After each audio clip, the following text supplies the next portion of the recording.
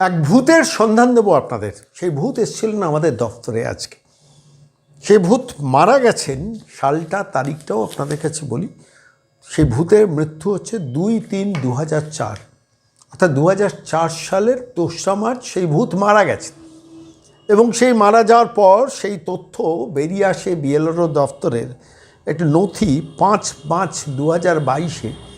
সেই ভূত নিজেই কাগজ জমা দিয়ে, অ্যাপ্লিকেশন জমা দিয়ে তুলে দেখেন যে তিনি তপন মজুমদার তিনি মারা গেছেন।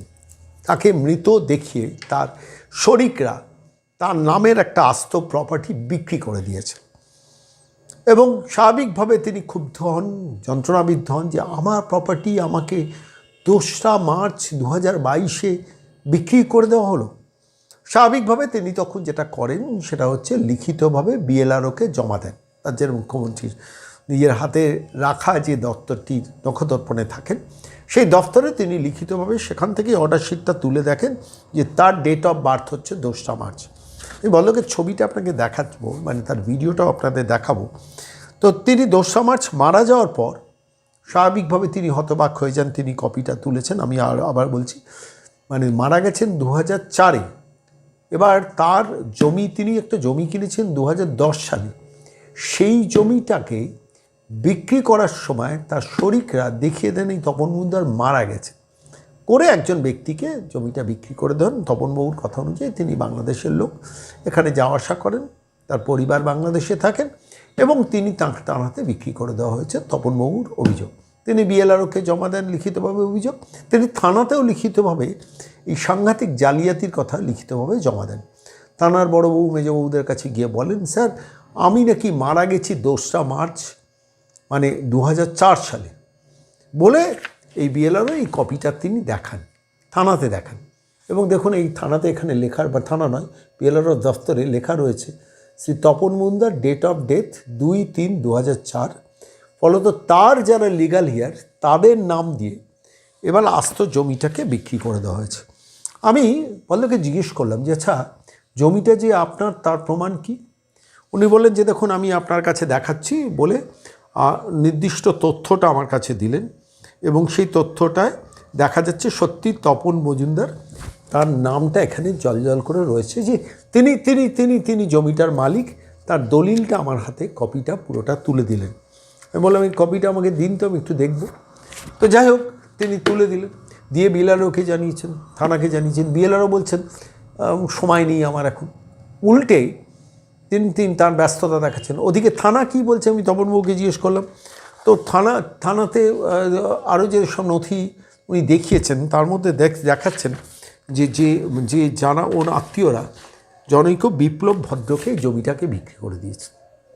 এবার ভাবুন, একজন মানুষ জীবিত অবস্থায় দেখছেন যে ভূমি রাজস্ব দপ্তরে তাঁকে মৃত দেখিয়ে তার আত্মীয় স্বজন একজন ব্যক্তিকে দেখিয়ে দিয়েছেন যে ইনি জমিটা কিনেছেন। এই তার অভিযোগ, তপনবাবুর অভিযোগ। তপনবাবু আজকে আমাদের দপ্তরে এসেছিলেন, অনেকক্ষণ প্রায় ঘন্টা দুয়েক ছিলেন।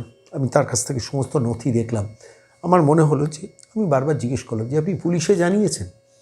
এ তো ক্রিমিনাল কেস, যে আমি বেঁচে আছি অথচ আমাকে 2রা মার্চ মৃত দেখিয়ে দিলেন।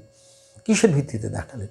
যারা করেছেন তপনবাবুর কথা অনুযায়ী ঘোরতর অন্যায়। তপনবাবুর অভিযোগ যদি সত্যি হয়, যে মানুষটাকে আমি চাক্ষুষ সামনে দেখছি তিনি বলছেন এই যে দেখুন আমার ডেথ সার্টিফিকেট, আমি আজ থেকে আজকে 2026 সাল, আমি 2004 সালে নাকি মারা গেছি বলে আমার প্রপার্টিটাকে এইভাবে বেছে দেওয়া হয়েছে বলে আমি এখন আশ্রয়হীন। আমি যে অবস্থায় রয়েছি ভাবতে পারবেন না কী যন্ত্রণা নিয়ে রয়েছে। আমি বলছি পশ্চিমবঙ্গে চোর দেখেছি, ডাকাত দেখেছি, গুন্ডা দেখেছি, ক্রিমিনাল দেখেছি, শাসক দলের লুম্পেন বাহিনী দেখেছি, এন্টায়ার চোরেদের একটা সর্বস্ব রাজত্ব করেছেন নবান্নের ওই মহিলা এবং তার পার্শ্বদ, তার দল বল কিলবিল করছে যারা পশ্চিমবঙ্গে, যারা চুরি আর সিন্ডিকেট রাজ, ঘুষ, তোলাবাজি করে সব শেষ করে দিয়েছেন বাংলার, তাদের সবাইকে দেখেছি। কিন্তু একটা মানুষ 2004 সালে মরে গিয়ে 2026 সালে আমাদের দফতরে এসে হাজির হবেন, এটা একটু ভাবতে কোথাও কষ্ট হচ্ছিল।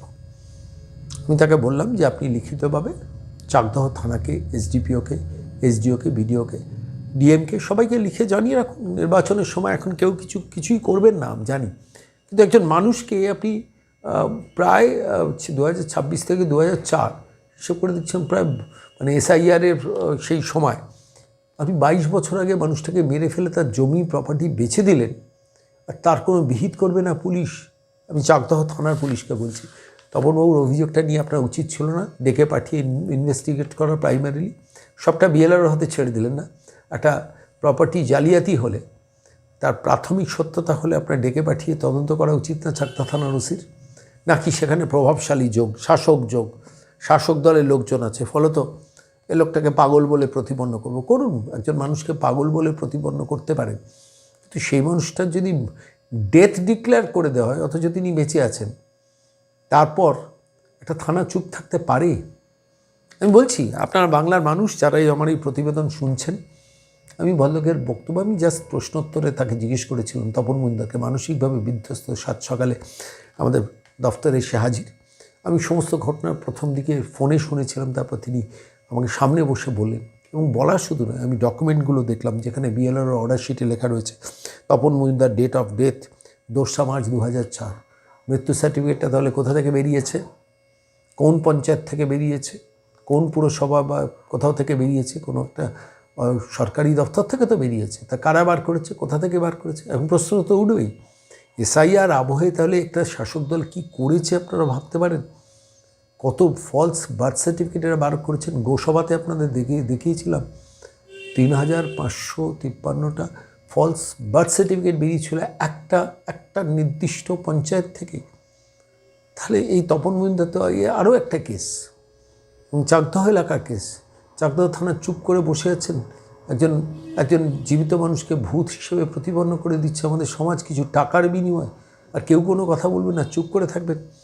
আমরা বলেছি লিখিতভাবে দিন, এই লড়াইটা যতদূর নিয়ে যাওয়ার আমি নিয়ে যাব। আমি দলিলের কপি, যারা বিক্রি করছেন তাদের কপি, যিনি তপনবাবু কিনেছিলেন তার দলিলের কপি, বিএলআরও ডকুমেন্ট, সমস্ত নথিগুলোকে হাতে রেখেছি, এবং এই নথি নিয়ে আগামী দিনে এই ভূতকে, একজন জীবিত মানুষকে আপনারা ভূত করলেন কী করে? এরা শাসক দল বা তার সরকার প্রশাসনে বসে আছেন। আপনি খেয়াল করে দেখুন, মানুষটার যেহেতু রাজনৈতিক খুঁটি নেই, তিনি বিএলআরও সাহায্য পাচ্ছেন না, তিনি পুলিশের সাহায্য পাচ্ছেন না। একটা বাংলার মানুষ বাঁচবেন কী করে বলুন তো? মানুষ বাঁচবেন কী করে? তার রাজনৈতিক খুঁটি না হলে একটা জ্যান্ত মানুষ মরা হয়ে গেল, আর পুলিশ চুপ করে দেখছে।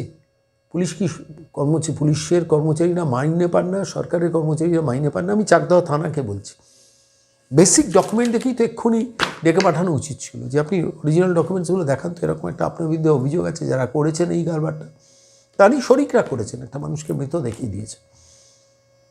আমি এই মুহূর্তে চলুন তপন মজুমদার, যিনি একদম প্র্যাকটিক্যালি জ্যান্ত মানুষ, কিন্তু ভূত হিসেবে মনে হচ্ছিল বারবার, আমি যার সঙ্গে কথা বলছি ক্যামেরার সামনে যিনি দাঁড়িয়ে রয়েছেন, তিনি আদতে কি ভূত না মানুষ না ভূত?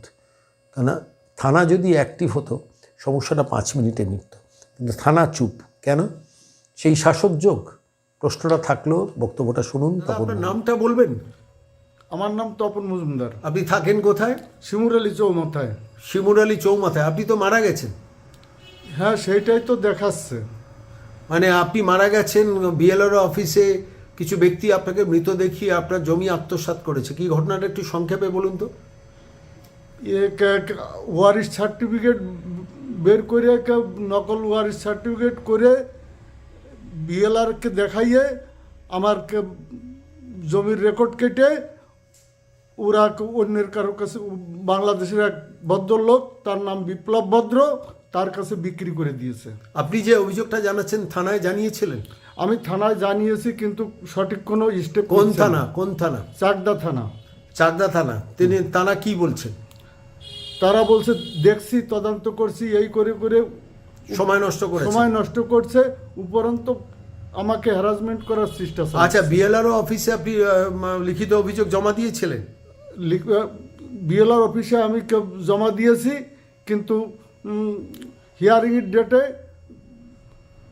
সামনেওয়ালারা আমার সঙ্গে লড়াই করে, তার ফলে আমি এফআইআর করতে বাধ্য হই। আপনি বিএলআরও অফিসে গিয়েছিলেন হিয়ারিংয়ের দিন? আমি গিয়েছিলাম। তো বিএলআরও হিয়ারিং করেছেন আপনার? না। কেন করেননি? এসআইআর এর কাজে ব্যস্ত ছিল, সেজন্য বিএলআরও হিয়ারিং করেনি, অথচ আপনাকে মৃত দেখিয়ে আপনার সম্পত্তি বেহাত হয়ে গেছে। হ্যাঁ। থানাও আপনার পাশে দাঁড়াচ্ছে না? থানা বলতে চাকদহ থানা? চাকদা থানা। নদিয়ার। মানে আপনার কত কাটা জমি ছিল সব মিলিয়ে? যেটাকে রেকর্ড কাটা হয়েছে ওটা 13 শতক জায়গা, 14 শতক জায়গা, 13 শতকের রেকর্ড।